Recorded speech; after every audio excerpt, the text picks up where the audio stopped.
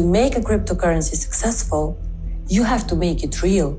It has to come to the real world and you have to be able to use it. Esta mujer, la doctora Rusa Ignatova, robó miles de millones de euros a sus clientes y desapareció en el aire. Hasta hoy nadie sabe dónde está. Y hasta este momento nadie, ni siquiera el FBI, ha sido capaz de recuperar un centavo de los miles de millones que robó. Entonces, ¿quién es? ¿Cómo estafó miles de millones? ¿Y cómo demonios se convirtió en la mujer más buscada del mundo? Humildes comienzos. Los antecedentes de Rusa Ignatova están rodeados de misterio, pero los registros afirman que nació el 30 de mayo de 1980 en una Bulgaria controlada por Rusia. Desde mediados del siglo XX, Bulgaria está plagada de corrupción, así que en cierto modo no es sorprendente que sirviera de cuna a Rusa, una de las mayores y exitosas estafadoras del mundo. Sin embargo, Rusa no pasó toda su vida en Bulgaria. Cuando solo tenía 10 años, su familia se trasladó a Schramberg, Alemania, quizá en busca de una vida mejor y más oportunidades. Allí su padre encontró trabajo en una tienda de neumáticos, pero su mísero salario apenas podía mantener a su familia. Eran tan pobres que Rusa, su hermano pequeño, su padre y su madre se vieron obligados a vivir en un pequeño apartamento encima de una carnicería. Todas las noches, mientras Rusa luchaba por conciliar el sueño entre los chillidos y gemidos de los animales sacrificados abajo, se proponía como objetivo salir ella y su familia de la pobreza. Por suerte para ella, era brillante y trabajadora, una combinación letal que impresionó a todos, incluidos sus padres inmigrantes. Y cualquiera que haya tenido padres inmigrantes sabe lo exigentes que pueden llegar a ser. Incluso impresionó a sus profesores, hasta el punto de que uno afirmó que Rusa era la alumna más inteligente que había tenido. Por desgracia, Rusa no podía tenerlo todo, ya que su vida social equilibraba las cosas. En pocas palabras, no tenía vida social. Los orígenes de Rusa la habían obligado a adoptar un enfoque aspiracional de su vida. A pesar de que era pobre y de que todos a su alrededor sabían que lo era, Rusa se negaba a aceptar la realidad. Se resistía activamente a lo que parecía ser su destino. Rusa se comportaba como si hubiera nacido rica. Se pintaba los labios de rojo intenso, llevaba uniformes impecables y llevaba bonitos vestidos. Esta imagen tan cuidada alienaba a sus compañeros que la consideraban pretenciosa y snob. Una compañera recordaba que nadie en la escuela se acercaba a ella, pero esto no le afectaba lo más mínimo. No le importaba. Estaba obsesionada con una sola cosa: superar la pobreza. Cuando Rusa cumplió los 18 años, ingresó en la prestigiosa Universidad de Constanza, considerada la Harvard de Alemania. Sus padres estaban muy orgullosos, pero desde la perspectiva de Rusa ni siquiera había empezado. En 2005, Rusa se doctoró en Derecho y más tarde añadiría a su currículum un máster en Derecho Europeo Comparado por Oxford. Sin embargo, en la universidad, Rusa seguía careciendo de habilidades sociales, pero una vez más era la mejor de la clase y era lo único que le importaba. Era la clave de un futuro en el que nunca volvería a ser pobre. Y estaba cerca, porque a pesar de todas las adversidades, Rusa había llegado hasta aquí. En 2008, sus sueños se hicieron realidad. Tras graduarse, consiguió un trabajo exclusivo en la empresa de élite McKinsey Consulting, en Sofía, Bulgaria. Pronto ascendió a lo más alto y empezó a representar a grandes bancos. Sus colegas recordaban lo competente que era en su trabajo. Un antiguo cliente incluso la recordaba como una de esas personas a las que puedes enviar un correo electrónico a cualquier hora del día o de la noche y recibir una respuesta en cuestión de minutos. Mientras tanto, Rusa también decía a sus clientes que no deseaba tener hijos ni una familia porque estaba demasiado ocupada intentando cambiar el mundo. Ahora bien, si has prestado atención al desarrollo del carácter de Rusa, probablemente reconozcas esto como una prueba de su creciente narcisismo. Por si aún no te habías dado cuenta, en algún momento de su viaje para salir de la pobreza, la búlgara había desarrollado un complejo de salvadora. Según su definición, su búsqueda de la libertad financiera conduciría a la salvación de la humanidad. Era ridículo sobre el papel, pero era lo que ella creía. Podría estar equivocada. Existe la posibilidad de que Rusa estuviera planeando cambiar el mundo a su manera, pero por desgracia para ella, no tenía ni idea de que el mundo tenía sus propios planes. Un nuevo capítulo. I wake up every single night thinking, what could I have done differently? This is a pain that will stay with me for the rest of my life. En 2008, el mercado financiero mundial se paralizó, luego se desplomó. La economía mundial se sumió en una de las peores recesiones desde la Gran Depresión de los años 20. En 2009, la empresa para la que trabajaba Rusa, McKinsey, ya no podía permitirse una sucursal en Bulgaria. Cerraron el negocio y Rusa se encontró sin trabajo. Probablemente te imagines lo desorientada que debió de sentirse mientras buscaba nuevo empleo. Había sucedido tan rápido que su definición de libertad financiera empezó a tomar una nueva definición. A pesar del contratiempo, Russia estaba cualificada y pudo recuperarse rápidamente. Consiguió trabajo en la mayor empresa de inversiones de Bulgaria. Sin embargo, el daño ya estaba hecho. Lo que Russia quería ahora era riqueza generacional, el tipo de dinero que la protegiera en caso de otra crisis financiera mundial. Estaba harta de ser víctima del sistema. Había perdido su primer empleo por circunstancias ajenas a su voluntad. ¿Qué seguridad tenía de que no ocurriría lo mismo con su segundo empleo? Russia necesitaba diversificarse, y eso hizo. Se metió en montones de negocios hasta que tuvo una exitosa línea de cosméticos y se metió en la escena política búlgara. También perfeccionó sus habilidades sociales, hasta que supo cómo hacer y mantener amigos y podía acercarse y venderse a cualquiera. Sin embargo, ninguno de estos logros significó gran cosa para ella. ¿Por qué? Seguía sin ser tan rica como quería. Todavía había una volatilidad ligada a sus negocios, a sus riquezas recién adquiridas, porque aunque era rica, el dinero que tenía no le cambiaba la vida. Y solo un dinero que le cambiara la vida podía aislarla de otro acontecimiento como el colapso financiero de 2008. Mientras Russia se afanaba en noches de insomnio, buscando qué negocio le abriría esos niveles de riqueza, tropezó con algo, una palabra. Russia Ignatova encontró Bitcoin. O se podría decir que Bitcoin la encontró a ella. You don't like Bitcoin? You wouldn't invest in Bitcoin? Do you invest in the stock market at this moment? So not at this moment. I think it's high. So I have not invested in the stock market at this moment. I have in the past, but I have not at this moment. I think it's high. Bitcoin, it just seems like a scam. A principios de 2013, las criptomonedas eran tan extrañas como la ciencia de los cohetes. Bitcoin era todavía nuevo y no mucha gente sabía lo que era. Su valor había superado los $500 y la gente se hacía rica de la noche a la mañana. Mientras tanto, desde el otro lado, los críticos ya habían empezado a calificarla de moneda para el crimen, los blanqueadores de dinero y los traficantes de drogas. No está claro qué llamó la atención de Russia, si el potencial de Bitcoin o su capacidad para aplicaciones nefastas. Tampoco está claro cómo de corrupta era Russia antes de su criptoaterrizaje en 2013, pero hay que tener en cuenta el hecho de que era una banquera de inversiones en la Bulgaria postsoviética y poscrisis financiera, con los dos pies en los pasillos del poder de su país y una desesperación por la riqueza. Dejaré que saques tus propias conclusiones. Mientras tanto, Russia estaba a punto de meterse de cabeza en un campo del que no sabía nada, y estaba a punto de hacerlo con la peor de las intenciones: el nacimiento de una moneda. Russia era diferente, y nada pone más de relieve esa diferencia que la forma en que decidió abordar el espacio de las criptomonedas. Mientras otros compraban bitcoins, Russia decidió crear el suyo propio. Sería una versión en la que la gente podría confiar, una versión que no sería un vehículo para el crimen y la corrupción. O al menos esa era la historia que ella vendía. En noviembre de 2013, Russia asistió a un seminario sobre criptomonedas en Singapur, donde consiguió un puesto como ponente. Cuando subió al escenario, expuso su idea. Con sus profundos conocimientos de banca y finanzas, presentó el marco para un plan de pensiones basado en criptomonedas. Llamó a este plan de pensiones criptográfico OneCoin.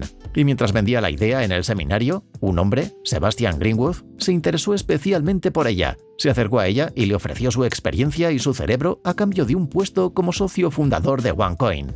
Pero, ¿qué podía ofrecerle? Estructura. Y esa estructura vino en forma de MLM, o en términos más simples, un esquema piramidal Ponzi. Ahora, si hubiera un hueso honesto en el cuerpo de Russia, se habría echado atrás en este punto. Las estafas piramidales ya existían desde hacía décadas, y ya habían destruido más vidas de las que nadie podía contar. La estafa piramidal de Bernie Madoff puso patas arriba el mercado financiero en 2008, e hizo que Russia perdiera su trabajo en McKinsey. Si Russia hubiera sido honesta, habría rechazado a Sebastian. Quería dinero que le cambiara la vida, y así comenzó su impía unión. Mientras Sebastian establecía la infraestructura de OneCoin en segundo plano, la doctora Russia actuaba como portavoz. Vendió la idea en seminarios, a sus amigos, a su red política, a sus clientes y con el tiempo al mundo entero. En 2014, señoras y señores, OneCoin se lanzó oficialmente como empresa, el principio literal del fin. El culto llamado OneCoin. What happened is actually that we have currently a mining waiting list of several months. So it means you join today the mining pool and you will receive your coins in 3 or 4 months. La infraestructura de OneCoin se construyó utilizando el marco de los esquemas MLM. Estos sistemas funcionan por orden de llegada. Se ofrece un tentador paquete inicial a personas desprevenidas, a menudo desesperadas, que se inscriben con su dinero y contratan a sus subordinados, a los que se denomina línea descendente. Por cada línea descendente que una persona firma, recibe una comisión. Y si esa línea descendente firma su propia línea descendente, el individuo tiene derecho a una comisión de ambas líneas descendentes. Se trata de una estructura en la que el dinero fluye de abajo hacia arriba y no al revés. En términos más sencillos, cuanto más arriba estés en la pirámide y más gente tengas a tu cargo, más ganas. Los que están más cerca de la base funcionan sobre todo a base de gasolina y vibraciones. Esta fue la estructura que emplearon la doctora Rusa y Sebastian para OneCoin. En su caso, vendían OneCoin en forma de paquetes formativos. Estos paquetes formativos contenían tokens que permitían a su usuario minar OneCoin. Estos paquetes formativos podían costar entre 100 y 100.000 euros, así que si estabas interesado, habrías dado a la doctora Rusa y a sus cómplices 100 euros o 3 ceros más por el equivalente de OneCoin que considerasen oportuno.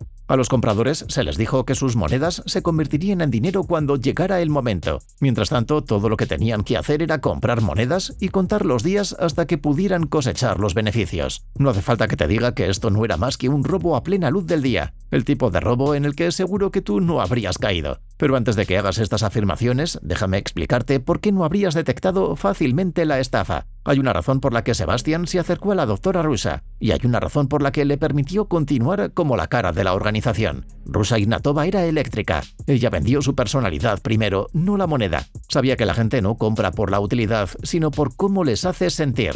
Y como les estaba vendiendo una oscura tecnología que les haría ricos, ella misma tenía que parecerlo. Con sus lujosos vestidos, su pintalabios rojo, había muy poca gente que no se sintiera seducida por su encanto. O la amabas o la odiabas, no podías ignorarla. Pero espera, aún podías insistir en que tú jamás caerías. Podrías estar seguro de que la habrías investigado adecuadamente, algo que de nuevo estás seguro que sus seguidores no hicieron.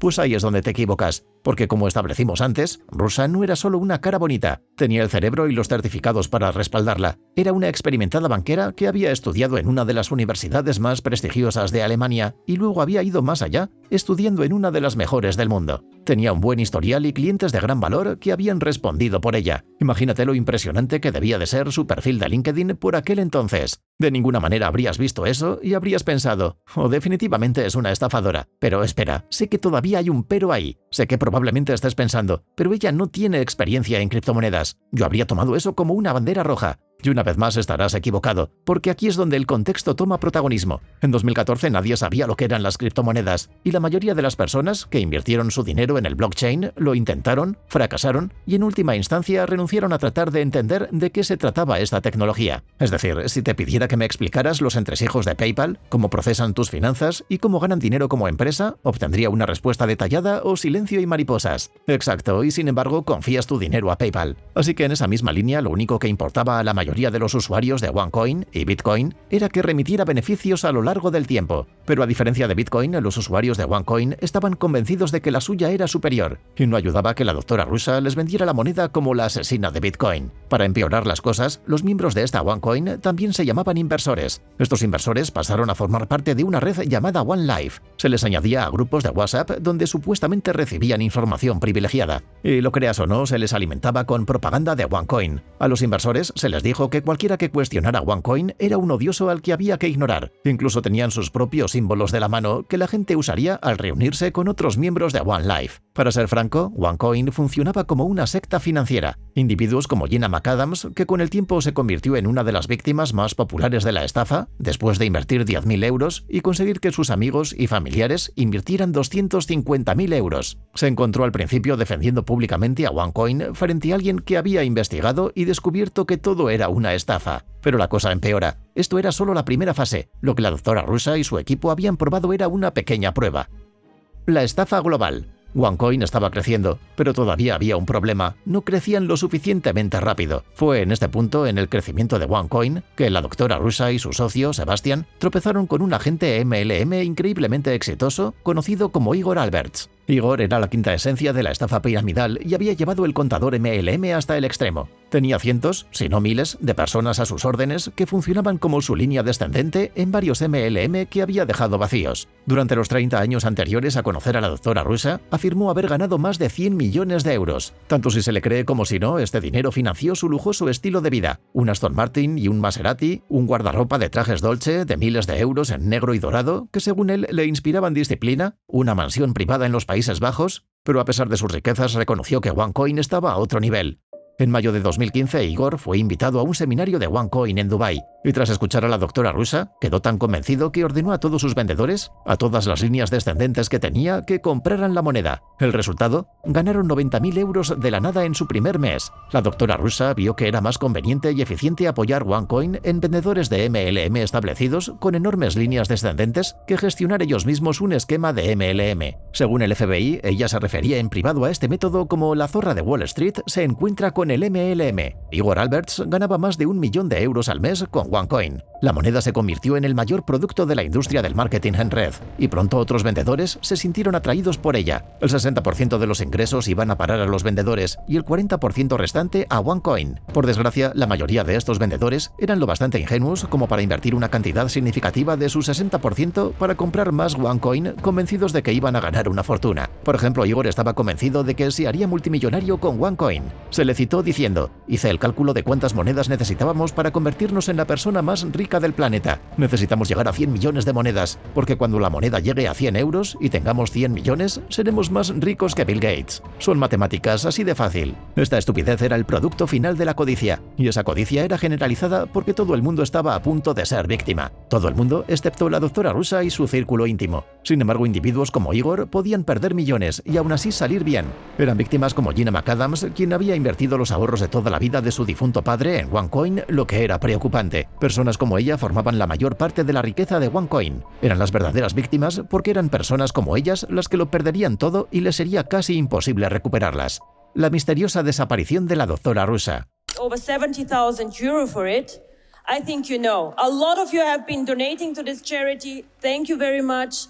A lot of you are supporting this charity. Estas imágenes son de la aparición de la doctora rusa en Wembley en junio de 2016. Tenía 36 años y aún tenía los corazones y las mentes de sus usuarios de OneCoin bajo llave. OneCoin había explotado. En poco más de 2 años habían acumulado más de 3 millones de inversores de todas partes. Pero había un problema con OneCoin. Era un problema que lo hacía más ridículamente peligroso que la mayoría de los esquemas de pump and dump de nuestra era. Probablemente ya lo habrás adivinado, pero si no es así, ningún evento ilustra mejor este problema que el incidente con un experto noruego en blockchain llamado Bjørn Berke. En octubre de 2016, apenas 4 meses después de la aparición en Wembley, Bjørn Berke fue contactado por un agente de contratación con una curiosa oferta de trabajo. Una startup de criptodivisas de Bulgaria, que se vendía como la sustituta de Bitcoin, buscaba un director técnico. A cambio, Berke obtendría un apartamento, un coche y un atractivo salario anual de unas 250.000 libras. Bjørn se quedó perplejo. Aunque podía estar cualificado, seguía siendo una empresa enorme con graves consecuencias. Pero eso era lo de menos. Lo que despertó sus sospechas fue la falta de detalles sobre la descripción de su trabajo. Aunque sus posibles nuevos empleadores se habían apresurado a ofrecerle un buen sueldo y prestaciones, no le habían dado ni una pista de lo que se le iba a exigir.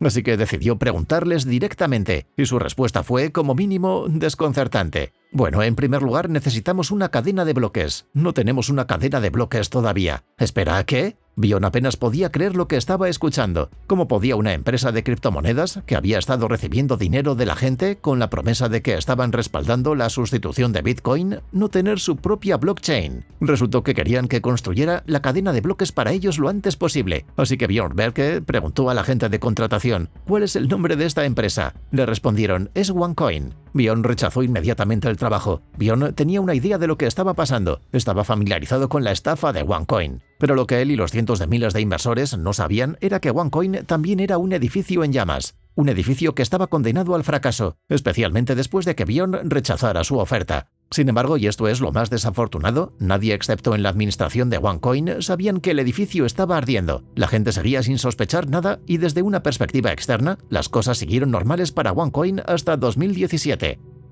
En abril de 2017, la policía india fue el primer cuerpo de seguridad en tomar medidas enérgicas contra OneCoin.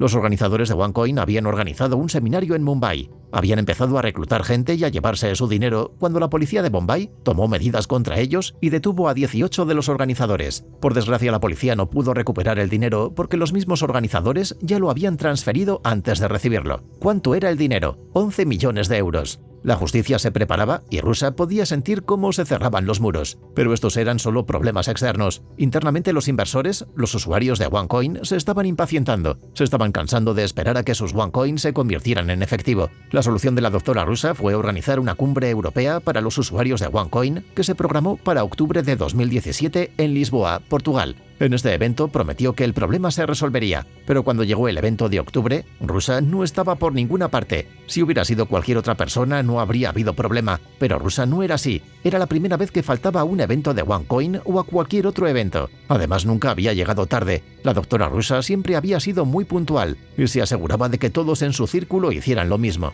Así que cuando la doctora Rusa no apareció en octubre de 2017, cuando no respondió a sus mensajes de texto y llamadas, cuando nadie podía decir dónde estaba y cuando parecía que había desaparecido de la faz de la Tierra, todos temieron lo peor. Pero mientras que su círculo más íntimo tenía una ligera idea de lo que había ocurrido, la mayoría de los usuarios estaban seguros de que había sido secuestrada o asesinada. Parece una locura, lo sé, porque, por difícil que sea de creer, la doctora Rusa les había vendido la idea de que los bancos la perseguían por su moneda revolucionaria. Ella ya hacía alarde de moverse con varios guardaespaldas para protegerse. Todo era mentira, o casi todo, porque la verdadera naturaleza del círculo íntimo de OneCoin se extiende más allá de la propia administración de Rusa a individuos en la sombra con mayores niveles de poder e influencia, con tendencias más profundas y oscuras. Mientras tanto, el hermano menor de Rusa, Konstantin, tomaría el relevo, pero no era tan inteligente ni tan competente como su hermana. De hecho, la administración lo consideraba un idiota cuyo talento para el espectáculo no estaba respaldado por ninguna estrategia comprensible que beneficiara a nadie más que a sí mismo. En marzo de 2019, Konstantin estaba a punto de embarcar en un vuelo de Los Ángeles a Bulgaria cuando el FBI lo detuvo en el aeropuerto acusado de blanqueo de dinero y fraude. Ese mismo día, Estados Unidos declaró oficialmente que OneCoin era un fraude. Ya era tarde. 2 años antes de la captura de su hermano, el FBI había acusado en secreto a la doctora Rusa de algunos cargos y había estado llevando a cabo algunas investigaciones. Estaban a punto de resolver el caso cuando la doctora Rusa desapareció repentinamente. Todo parecía indicar a que había recibido un chivatazo. ¿Pero de quién? ¿Quién podía saber lo que el FBI pretendía mantener en secreto? Igor Albert empezó a darse cuenta de que OneCoin era una estafa. En diciembre de 2017 pidió pruebas de la blockchain. Como era de esperar, no las había, y por lo tanto renunció. ¿Te imaginas lo que les pasó a todos los miembros de su pirámide? ¿Su línea descendente de 1000 miembros? ¿Los individuos que habían dado decenas de millones de euros a través de él a OneCoin en nombre del marketing en red, en nombre de los beneficios? El después. Entonces, ¿dónde está realmente la doctora Rusa? El FBI afirma tener una idea. Según los registros, el 25 de octubre de 2017, 2 semanas antes de perder su seminario europeo, Rusa embarcó en un vuelo de Ryanair de Bulgaria a Grecia. Ese fue el momento en el que desapareció de su radar. Vale, aunque esto pueda dar una pista de cómo desapareció, ¿dónde está el dinero? Eso es lo que la gente quiere saber. En primer lugar, nadie sabe cuánto fue robado. La única persona que lo habría sabido habría sido la doctora Rusa, pero no sabemos dónde está. Oficialmente, las autoridades creen que se robaron unos 4.000 millones de euros. Sin embargo, los de dentro creen que fueron hasta 15.000 millones de euros. Y para complicar un poco más las cosas, la doctora Rusa utilizó sofisticados sistemas para ocultar el dinero. Tan complicados que el FBI sabe dónde está parte del dinero, pero no encuentra la forma de incautarlo. Por ejemplo, Rusa compró una vez una enorme propiedad en Sofía, la capital de Bulgaria. Esa propiedad pertenecía técnicamente a OneProperty, una variante obvia de OneCoin. Sin embargo, sobre el papel, OneProperty es propiedad de otra empresa llamada sospechosamente Risk Ltd. Risk Ltd fue propiedad de Ruja en algún momento, pero justo antes de su desaparición la propiedad de esa compañía fue transferida a unos panameños. Vale, bien, eso significa que podemos arrestar a los panameños, ¿verdad? Bueno, no exactamente. Por un lado son legalmente anónimos, así que ni siquiera sabemos su identidad o si siquiera existen. Por otro lado, los panameños en cuestión también están gestionados por otra empresa llamada Peragon. Peragon es propiedad de Artefix, y Artefix era propiedad de la madre de Rusa, Veska, que vendió la empresa en 2017 a otro individuo desconocido de unos 20 años.